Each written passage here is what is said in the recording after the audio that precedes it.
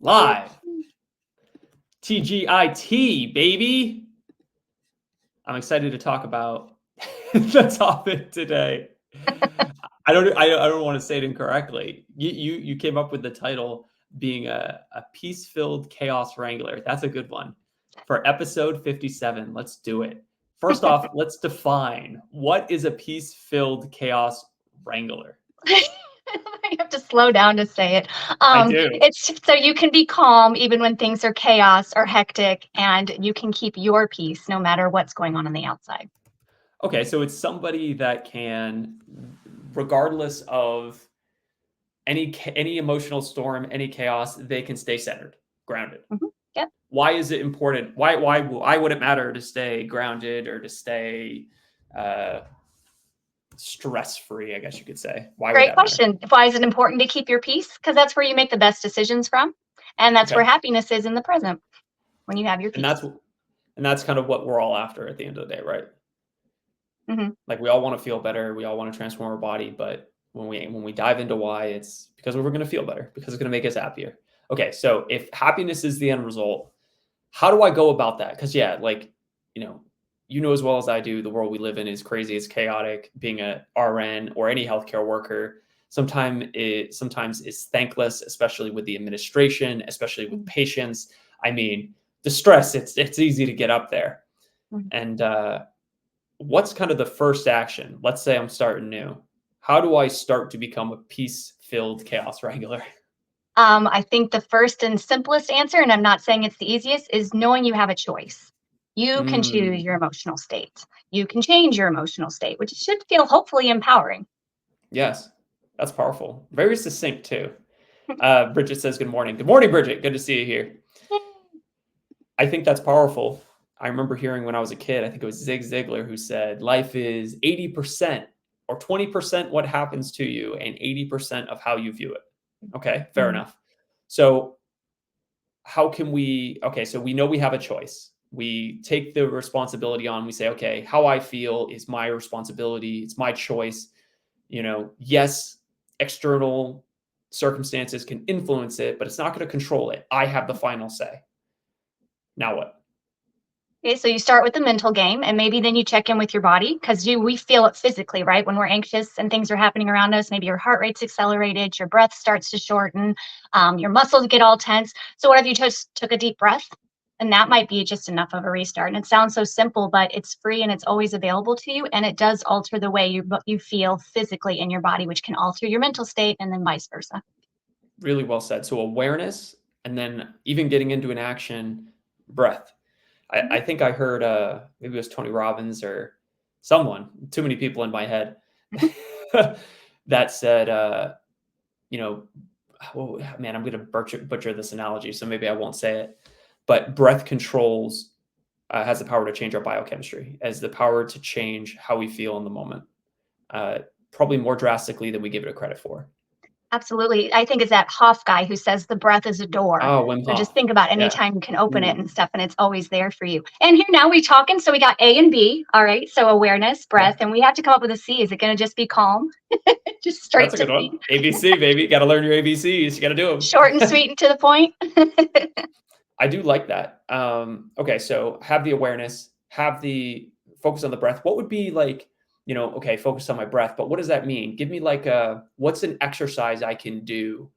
Like how would you frame this for somebody that's never experienced it? Would you say, hey, go into a dark room if it's available? Would you say focus on a 5 second in, a 3 second out? Would you have us focus on anything while we're doing it?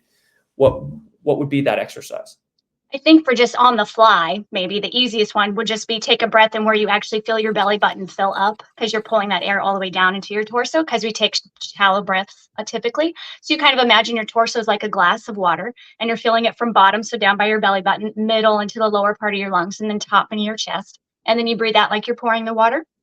So releasing from your top, middle, bottom. And you can put your hands there if you want to feel things too, if they're not busy. But I think that's probably the simplest one. In and out your nose, ideally, but you can do your mouth if you need to.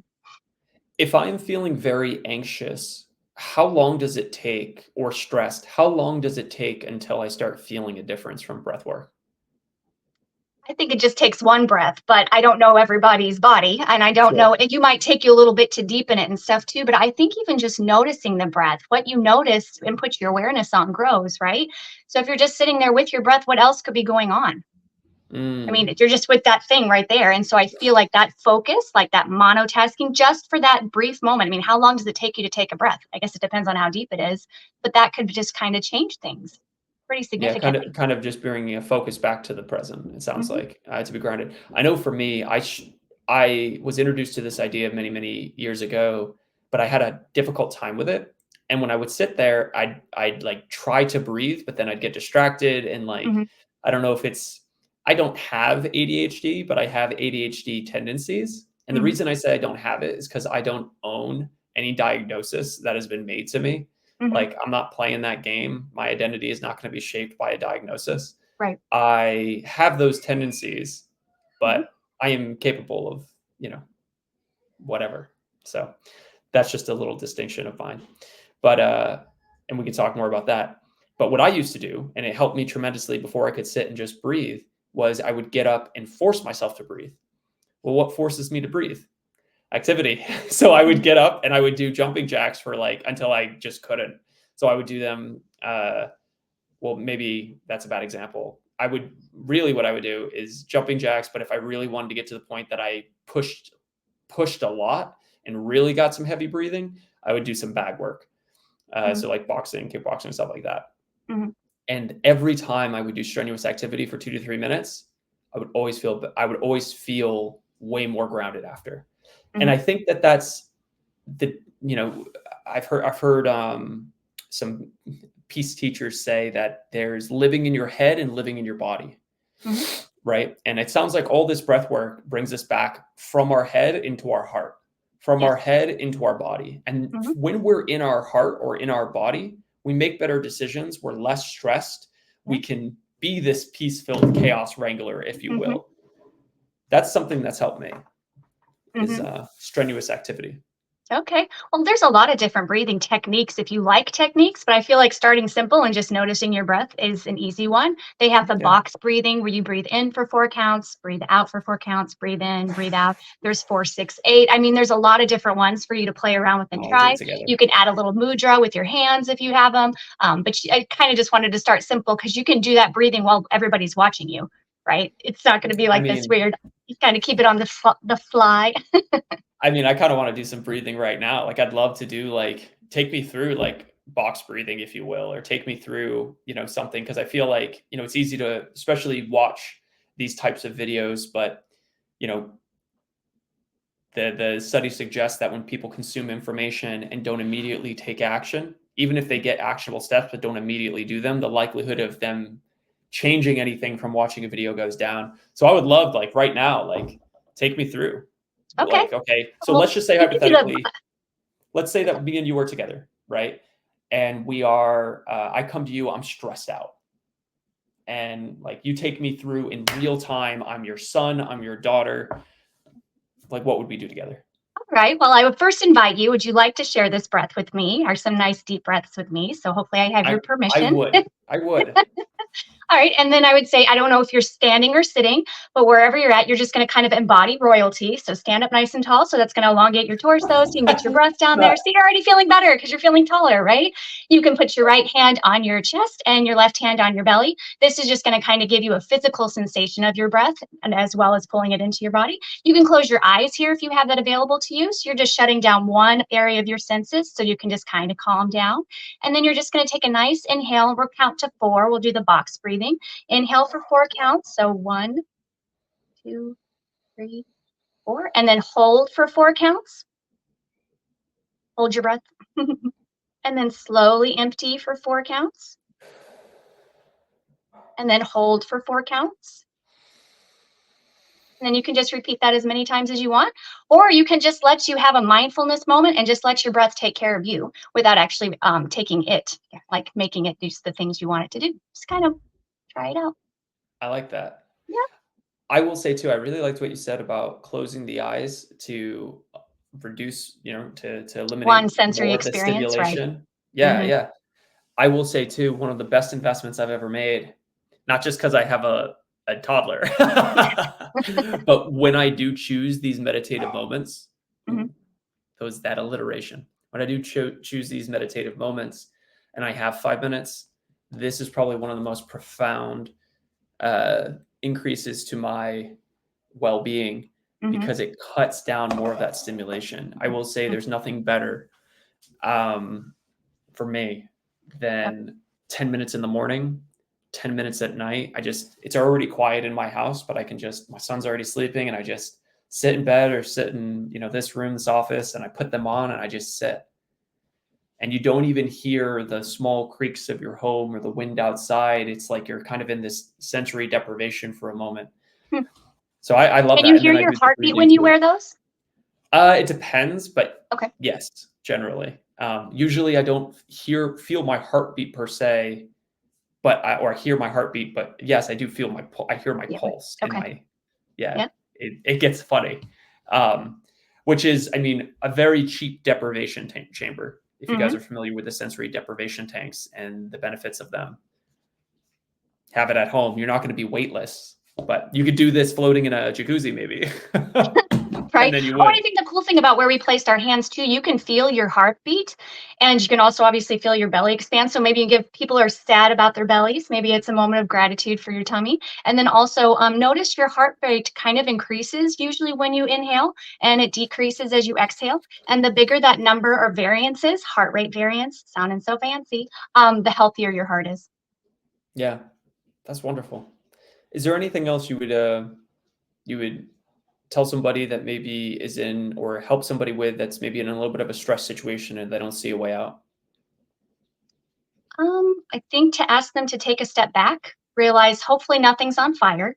Hopefully nobody's dying. So, I mean, these are those two situations, but to just take a step back and be like, what's really happening? I thought I read somewhere that if you can't explain it to your dog about what's going on, it's pretty much all in your head. I don't know how true that is, but it's kind of how can you simplify it so then you can take action steps and take that space and those breaths that you need to make the next best decision, choice. Mm, I love it. It sounds like the trend is continuously be grounded. Mhm. Before you make a decision, before you take another action, ground yourself, get back to you. We have us, but then we have different versions of us, right? We have a stressed out. I have stressed Ryan, right? I have confident Ryan. I have, uh, you know, ADD Ryan, whatever, ADHD Ryan. After I take my pre-workout and I'm going, a little bananas. Um, and what we want to do is before we make decisions or go on with our life, we want to get into our best self.